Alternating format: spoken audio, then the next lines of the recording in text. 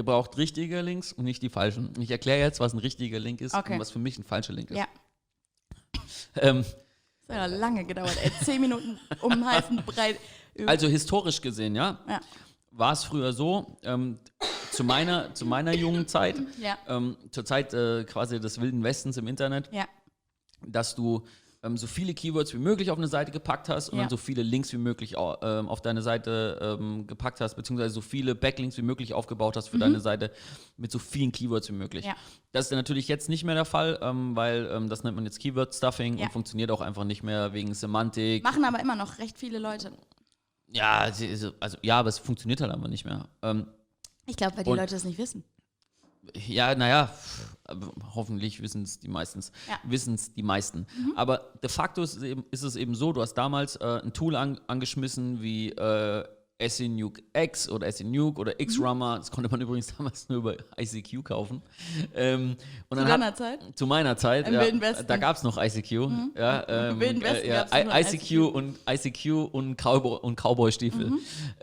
Jeha! Und dann hast du über Nacht hast du halt 1 Million Links aufgebaut. Ja. Und hast die halt laufen lassen, dann bist du zur Schule gegangen. Ja, wirklich, so ist das abgelaufen.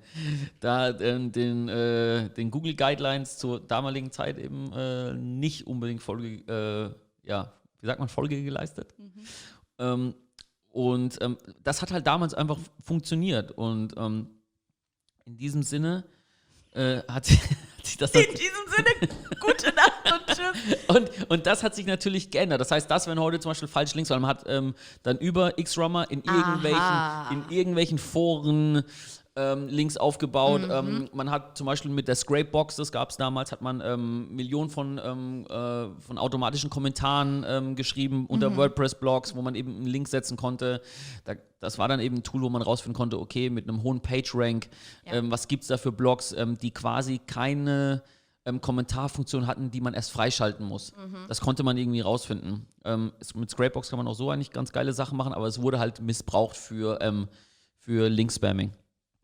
Und das hat eine ganz schön lange Zeit geil funktioniert und man hat damit extreme Erfolge gefahren. Und wirklich da mit Whitehat SEO wirklich weit zu kommen, jeder, der das sagt, quatscht einfach nur. Also das war nicht so. Anfang der 2000er, da habe ich es noch nicht gemacht, aber ab 2004, 2005, das war einfach unrealistisch, da wirklich mit Whitehat-Methoden richtig vorne mit dabei zu sein. Zumindest als Einzelner oder als kleines Unternehmen. Okay. Und deswegen hat sich auch so viele erwischt dann über die Zeit, die dann eben auch nicht überlebt haben, weil sie nur auf Google gesetzt haben und dann abgestraft worden sind, was übrigens auch komplett richtig war, weil es war ja gegen die Guidelines. Und was heute komplett anders ist natürlich, dass Links anders gewichtet werden, ja. Also ist das von einer Trusted Source, also kommt das von einer Webseite, die thematisch passt, die bekannt ist, die wo eben nicht jeder seinen Link setzen kann. Ja. Ist das im Kontext zum Thema, deswegen Thematik Wow. sollte natürlich passen. Also wir hatten zum Beispiel auch schon für ein Projekt mal einen Link von der Bild-Zeitung. Ja. Und da dachten wir, Alter, das schießt jetzt mega durch die Decke. 2 Wochen gewartet, 3 Wochen gewartet, 4 Wochen gewartet, nichts passiert. Weil, ja, das ist eine Domain mit einer, also Bild.de ist eine Domain mit einer unglaublichen... So, du meinst Bild.de. ja, aber es ist... natürlich Also, was komplett also da gibt es ja anderes. natürlich auch noch Sportbild und so ein Zeug, aber Bild.de ist natürlich Ich wusste eine... gar nicht, dass Leute noch Bild lesen. Also. Klar, natürlich. Ist auf jeden Fall eine Domain mit einer krassen Autorität. Ja, Und da ist man einfach davon ausgegangen, 2014 war das. dass es funktioniert. Ja, dass das einfach krass durch die Decke schießt. Und das ist halt einfach ausgeblieben. Und man hat einfach nicht, das war so der erste so Aha-Moment für mich damals. Wirklich, so. wirklich? Ja, Hast also, du da so gesessen? ja, weil, keine Ahnung, wenn du jetzt mit Amis sprichst und sagst, ey, die bekommen einen Link von der New York Times, dann haben die sicherlich auch damit gerechnet, dass das durch die Decke schießt, dann ist das ausgeblieben unter Umständen und dann waren die wahrscheinlich auch erstmal da gesessen und haben sich gedacht, was ist denn hier los? Okay. Und so war das damals bei mir auch, weil ich halt dachte, mit die höchste Domain Authority in Deutschland, das ist eine Zeitung, jetzt ob die für Qualitätsjournalismus steht oder nicht, Wollte ich gar nicht in Frage ist ja nochmal dahingestellt. Frag mal die Jugendlichen. Ja. Oh je, lieber nicht, das sind bestimmt alles so Sternleser. Entschuldigung.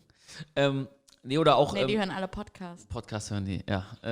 Oder auch ein Link vom Spiegel oder so. Haben wir auch bekommen, hatte keinen Effekt. Da hat sich dann rausgestellt, okay, auch das muss quasi im Mix sein. Also wo auf der Webseite ist das gepostet worden? Wird der Link dann immer noch indexiert? Alle solche Sachen. Der war indexiert, aber es hat halt einfach keinen Effekt gehabt. Und dann waren wir zum Beispiel bei sehr nischigen Webseiten, die mehr dazu gepasst haben zum Kunden. Das hat dann deutlich, deutlich besser funktioniert. Und da haben wir dann so festgestellt, okay, ist dann vielleicht doch nicht alles einfach nur hochwertige Links zu bekommen. Hat man natürlich damals gesagt, ja, du brauchst hochwertige Links, nicht mehr minderwertige Links nur von vorn. Ja. Und das ist eben auch nicht die komplette Wahrheit, sondern du musst versuchen, wenn du eine Nische bedienst, dass du eben auch Nischenseiten findest, die thematisch sehr gut zu dir passen. Das heißt jetzt aber nicht, dass der Link von Bild.de überhaupt gar nichts gebracht hat. Es kann natürlich sein, dass dieser Link in Verbindung mit den anderen dafür gesorgt hat, dass es dann durch die Decke geschossen ist, was dann tatsächlich passiert ist. Aber ich meine nur, man darf jetzt nicht sagen, ja, wir holen uns den einen Link und bezahlen dafür 4.000 € und dann geht das durch die Decke. Auch das ist wiederum zu kurz gedacht. Es hat sich natürlich massiv geändert jetzt über die Zeit. Ja, ich meine, der Algorithmus lernt natürlich immer mehr und das wird noch viel kompetitiver werden. Also wenn das halt aufgedeckt werden kann oder Links einfach anders gewertet und gezählt werden. Ich glaube ja auch, ich bin mir gar nicht sicher, ob ich da jetzt richtig informiert bin oder auf dem letzten Stand. Aber was wir auch geglaubt haben mitzubekommen, ich meine, es gibt ja die Disavow-Liste, wo du quasi Links entwerten kannst. Aber wir haben so ein paar Messungen gemacht, dass manche Links auch, du kannst so viel Spam-Links aufbauen, wie du willst. Es passiert einfach gar nichts. Okay. Also früher hätte man dann Angst gehabt, dass es einen eben negativ erwischt und man dann abgestraft wird.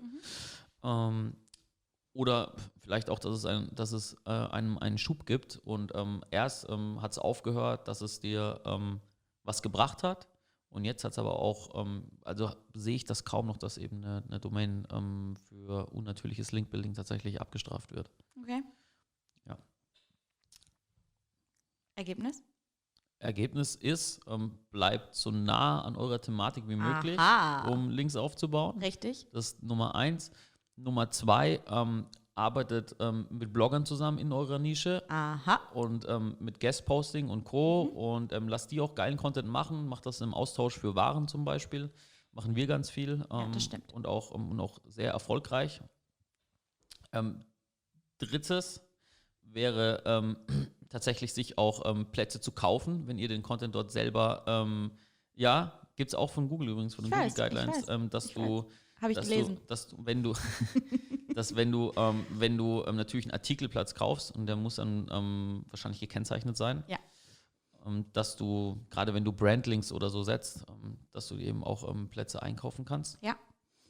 Wenn das nicht zur Folge hat, dass du den Algorithmus manipulieren willst.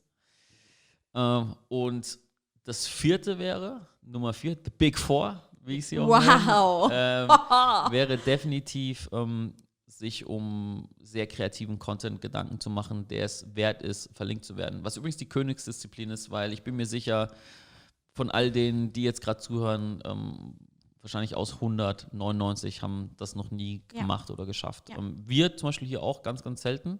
Aber es hat schon ein paar Mal geklappt. Ich bemühe mich gerade. Ja, sehr gut. Ich bemühe mich wirklich. Gibt es übrigens eine Case Study bei uns auf der Webseite. Borman.io, die Tintencenter Case Study mit wie du Tinte sparen kannst. Können wir vielleicht bestimmt verlinken. Ja, nee, können wir einfach zeigen, gerade hier. Das? Ja, Rosa, zeig das mal. Okay. Also die zeigt das jetzt gerade. Sie zeigt das jetzt gerade. So schaut das aus.